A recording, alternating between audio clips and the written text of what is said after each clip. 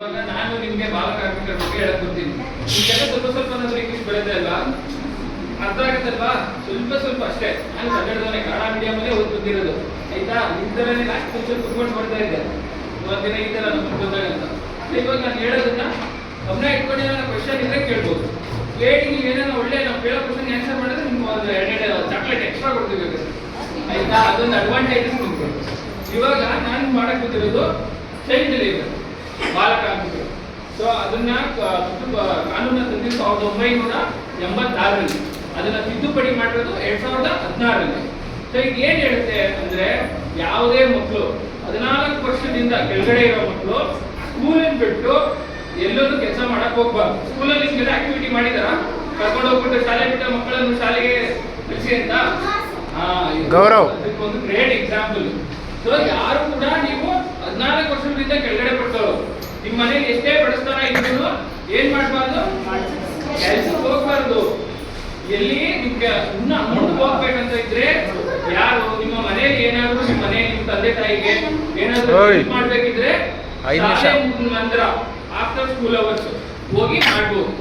ಅದು ಬಿಟ್ರೆ ನೀವ್ ಯಾರಾದ್ರೂ ಆರ್ಟಿಸ್ಟ್ ಆಗ್ಬೇಕು ಅಂತ ಇಂಟ್ರೆಸ್ಟ್ ಇದೆಯಾ ನಿಮ್ಗೆ? ಚಿತ್ರದಲ್ಲಿ ನಟನೆ ಮಾಡಬೇಕು, ಆಕ್ಟರ್ಸ್ ಜೈಲಲ್ಲಿ ಇದೆಯಾ ನೋಡಿ, ನೀವು ಮಾಡ್ಬೋದು. ಆದ್ರೆ ಸ್ಕೂಲ್ ಅವರ್ಸ್ ಆದ್ಮೇಲೆ ಹೋಗಿ ಮಾಡ್ಬೇಕು. ಇದು ನಮ್ಮ ಕಾನೂನು ಸೆಕ್ಷನ್ 3 ಕಾನೂನು 3ರಲ್ಲಿ ಹೇಳುತ್ತೆ ಯಾರು ಮಾಡ್ಬೋದು. ಒಂದು ತಂದೆ ತಾಯಿಗೆ ಸ್ಕೂಲ್ ಮುಗಿದ ಮೇಲೆ ಹೋಗ್ಬಿಟ್ಟು ಹೆಲ್ಪ್ ಮಾಡ್ಬೋದು. ಇನ್ನೊಂದು ಬಂದು ಆರ್ಟಿಸ್ಟ್ ಆಗಿ ವರ್ಕ್ ಮಾಡ್ಬೋದು. ಹಾಗೆ ಹೇಳಿದಂಗೆ ಆರ್ಟಿಸ್ಟ್ ಅಂದ್ರೆ ಯಾರು ಅಂತ ಗೊತ್ತು ಅಲ್ವಾ. ಸೊ ಈ ಎರಡರಲ್ಲಿ ನೀವು ಮಾಡಿದ್ರೆ ಕಾನೂನು ಪ್ರಕಾರ ನೀವು ಮಾಡ್ಬೋದು. ಇದನ್ನ ಬಿಟ್ಟು ಯಾರಾದ್ರೂ ನಿಮ್ಮ ತಂದೆ ತಾಯಿ ಆಗ್ಲಿ ಬೇರೆಯವರಾಗ್ಲಿ ನಿಮ್ಮನ್ನ ಏನಾದ್ರೂ ಕೆಲಸ ಮಾಡಿ ಅಂತ ಫೋರ್ಸ್ ಮಾಡಿ ಕೆಲ್ಸಕ್ಕೆ ಹಾಕಿದ್ರೆ ಶಿಕ್ಷೆ ಇದೆ. ಅವ್ರಿಗೆ ಶಿಕ್ಷೆ, ಕನಿಷ್ಠ ಶಿಕ್ಷೆ 6 ತಿಂಗಳು, ಅದು 2 ವರ್ಷದವರೆಗೂ ಹೋಗುತ್ತೆ. ಸೊ ಈಗೆಲ್ಲ ನೀವೆಲ್ಲ ಎಷ್ಟನೇ ಕ್ಲಾಸ್? ಎಲ್ಲ 14 ವರ್ಷದಿಂದ ಕೆಳಗಡೆ ಇದ್ದೀರಾ? ನೋಡಿ ನಿಮ್ಗೆಲ್ಲ ಅಪ್ಲೈ ಆಗುತ್ತೆ. ನೀನು 14 ವರ್ಷದಿಂದ ಮೇಲೆ ಇದೆಯಾ? ಎಷ್ಟು ವರ್ಷ? 15. ನೀನು ಅಡಾಲಸೆಂಟ್ ಅಂತ ಬರುತ್ತೆ. ಅದಾದ್ಮೇಲೆ ಅಡಾಲಸೆಂಟ್ ಆದ್ರೂ ಕೂಡ 14 ವರ್ಷದ ಮೇಲ್ಪಟ್ಟವರು ಕೂಡ ಅಪಾಯಕಾರಿ ಕೆಲಸ ಇರುತ್ತೆ. ಹಜಾರ್ಡಸ್ ಇಂಡಸ್ಟ್ರಿ ಅಂದ್ರೆ ಅಪಾಯಕಾರಿ, ಕೆಮಿಕಲ್ಸ್ ಯೂಸ್ ಮಾಡಿ ಮಾಡುವಂಥದ್ದು ಅಥವಾ ಫ್ಯಾಕ್ಟ್ರೀಸ್ ಇದರಲ್ಲೆಲ್ಲ ಮಾಡಬಾರ್ದು. ಸೊ ನೀವು ಫಸ್ಟ್ 14 ವರ್ಷದಿಂದ ಕೆಳಗಡೆ ಬಂದವರು ಕೆಲಸಕ್ಕೆ ಹೋಗ್ಬಾರ್ದು. ಹೋಗಂಗಿದ್ರೆ ಏನ್ರಲ್ಲಿ ಹೋಗ್ಬೋದು, 2 ಅವಕಾಶ ಕೊಟ್ಟಿದೆ ಕಾನೂನು. ಯಾವ್ದಕ್ಕೆ? ತಂದೆ ತಾಯಿಗೆ, ನಿಮ್ ತಂದೆ ತಾಯಿ ಏನಾದ್ರು ಕೆಲಸ ಮಾಡ್ತಾ ಇದ್ರೆ, ನಿಮ್ದು ಸ್ವಂತ ಬಿಸ್ನೆಸ್ ಇದ್ರೆ ಹೋಗಿ ಹೆಲ್ಪ್ ಮಾಡ್ಬೋದು. ಇನ್ನೊಂದು ಯಾವ್ದು ಮಾಡ್ಬೋದು? ಸ್ಕೂಲ್ ಮುಗಿದ್ಮೇಲೆ ಇನ್ನು ಚಿತ್ರಗಳಲ್ಲಿ ನಟನೆ ಕೂಡ ಮಾಡ್ಬೋದು. ಈ 2ಕ್ಕೆ ಸರ್ಕಾರ ನಿಮ್ಗೆ ಕಾನೂನಲ್ಲಿ ಜಾಗ ಕೊಟ್ಟಿದೆ ಆಯ್ತಾ. ಇದಕ್ಕೇನ ಪನಿಷ್ಮೆಂಟ್ ಮಾಡಿ ನಿಮ್ಮ ಮನೇಲಿ ಯಾರಾದ್ರೂ ಬೆಳೆಸಿದ್ರೆ ಎಷ್ಟು ಶಿಕ್ಷೆ ಕೊಡ್ತಾರೆ ಸರ್ಕಾರದಿಂದ? ಕಾನೂನಲ್ಲಿ 6 ತಿಂಗಳಿಂದ 2 ವರ್ಷ. ಅದ್ರ ಜೊತೆಗೆ ಫೈನ್ ಹಾಕ್ತಾರೆ. ಫೈನ್ ಅಂದ್ರೆ ಗೊತ್ತಲ್ವಾ? ದಂಡ. ಕರೆಕ್ಟ್. ಆ ದಂಡ ಎಷ್ಟಕ್ಕೆ ಇರುತ್ತೆ ಅಂದ್ರೆ 20,000ದಿಂದ 50,000ವರೆಗೂ ಹಾಕ್ತಾರೆ ಆಯ್ತಾ. ಫಸ್ಟ್ ಅಫೆನ್ಸ್ಗೆ 20,000, ಅವ್ರು ಮತ್ತೆ ಮಾಡಿದ್ರೆ 50,000. ಸೊ ಈ ಕಾನೂನನ್ನ ನೀವು ತಿಳ್ಕೊಂಡಿರ್ಬೇಕು. ಯಾರಾದ್ರೂ ನಿಮಗೆ ಕೆಲಸ ಮಾಡಿ ಅಂತನೋ ಅಥವಾ ನಿಮ್ ಫ್ರೆಂಡ್ಸ್ಗೆ ಯಾರಾದ್ರೂ ಫ್ರೆಂಡ್ಸ್ ಎಲ್ಲ ಬಿಟ್ಟು ಅವ್ರಿಗೆ ಸ್ಕೂಲ್ ಕಳಿಸ್ದಂಗೆ ನಿಮ್ ಫ್ರೆಂಡ್ಸ್ಗೆ ಯಾರಾದ್ರೂ ಆತರ ಕೆಲಸ ಮಾಡ್ತಾ ಇದ್ರೆ ಹೇಳ್ದಂಗೆ ಮಕ್ಕಳ ಸಹಾಯ ಮಾಡಿ ಕಾಲ್ ಮಾಡ್ಬೋದು, ಟೀಚರ್ಸ್ ಕೇಳ್ಬೋದು, ಇಲ್ಲ ನಿಮ್ಗೆ ಕಾಲ್ ಮಾಡ್ಬೋದು. ಅವ್ರು ನಿಮ್ಗೆ ಹೆಲ್ಪ್ ಮಾಡ್ತಾರೆ ಆಯ್ತಾ. ಅಥವಾ ಲೇಬರ್ ಇನ್ಸ್ಪೆಕ್ಟರ್ ಇದ್ದಾರೆ, ಅವರು ಕೂಡ ನಿಮ್ಗೆ ಹೆಲ್ಪ್ ಮಾಡ್ತಾರೆ. ಇದು ನಮ್ಮ ಕಾನೂನಲ್ಲಿ 13 ಕೆಳಗೆ ನಿಮ್ಗೆ ಅವಕಾಶ ಮಾಡಿಕೊಟ್ಟಿದೆ. 14 ಕೆಳಗಡೆ ನಿಮ್ಗೆ ದಂಡ ವಿಧಿಸಕ್ಕೆ ಅವಕಾಶ ಇದೆ. ಹಂಗಾಗಿ ಬಾಲಕಾರ್ಮಿಕರ ಬಗ್ಗೆ ಎಲ್ಲ ಗೊತ್ತಾಯ್ತಾ? ಹೇಳಿ ನೋಡೋಣ, ಏನಿದೆ ಅರ್ಥ ಮಾಡ್ಕೊಂಡ್ರೆ ಅಂತ. ಎಸ್ಪೆಷಲಿ ಲಾಸ್ಟ್ ಬೆಂಚ್ ನೀವೇ ಏನ್ ಅರ್ಥ ಮಾಡ್ಕೊಂಡ್ರಪ್ಪ? ಆಯ್ತು, ನೀವೇನೇನು ಅರ್ಥ ಮಾಡ್ಕೊಂಡ್ರಿ ಹೆಣ್ಮಕ್ಳು? ಫಸ್ಟ್ ಬೆಂಚ್ ಹೇಳಿ.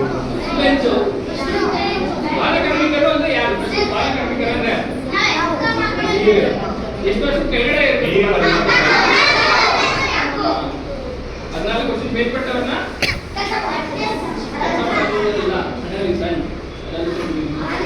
ಹೆಂಗ್ ಪರ್ಸನಲ್ ಅಂತ ಹೇಳ್ತಾರಲ್ಲ, ವಯಸ್ಕರು.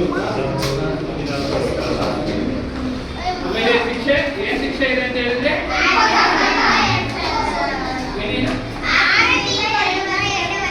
ಕರೆಕ್ಟ್.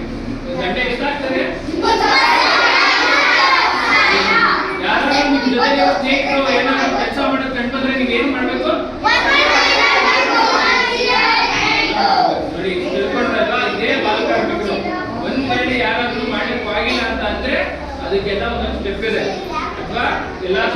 ಕಾಲೇಜ್ಗಳಿದ್ರೆ ಅದು ಕೂಡ ನೀವು ಇನ್ಫಾರ್ಮ್ ಮಾಡಿದ್ರೆ ನಿಮಗೆ ಅದು ಕೂಡ ಪ್ರೊಟೆಕ್ಷನ್ ಮಾಡ್ತಾರೆ.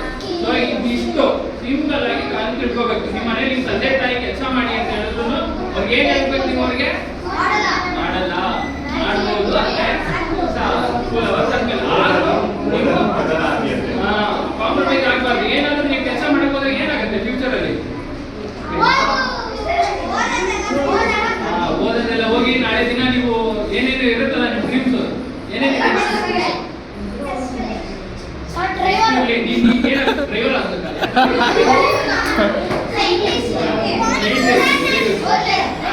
ಡ್ರೈವರ್ ಇಂಜಿನಿಯರ್, ಆಮೇಲೆ ಪೊಲೀಸ್,